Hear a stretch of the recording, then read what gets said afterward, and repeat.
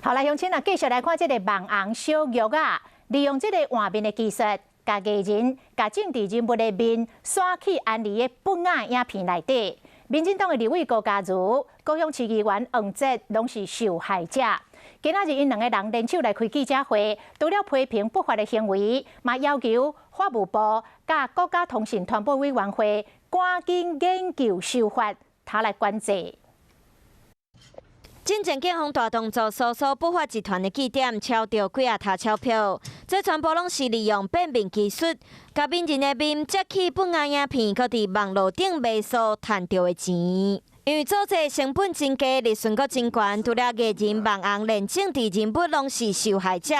民进党立委高嘉瑜和高雄市议员黄捷拢决定要甲告。这样的事情本身就是一种虚拟的强暴。 所以看完影片的内容，一开始会满满的愤怒，到后面是非常恶心，妨碍名誉跟妨害风化下去提告，发现这个罚则非常的轻。那在这种情况之下，如果我们还不赶快提出修法，其实难以对我们受害者保护，也难以救济。高嘉瑜和黄捷除了以受害者的身份，呼吁防侵犯的民众拢会使站出来阻止这种行为，嘛找主管机关法务部和 NCC 来讨论，就宪法的第10条第8项增订性温书影像的定义来做修改。各种犯罪的这种情形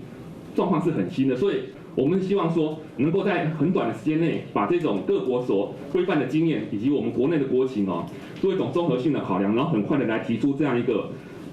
法规上的建议。那 NCC 目前也在针对所谓的数位通讯传播法来进行草拟。黄捷嘛和受害者组一个群组，希望帮助因提出诉讼。不过，伫台面上几百受害者当中，这个群组目前干那30个位人，嘛有黄捷和高嘉瑜直直呼吁讲，家己的权利爱家己来守护。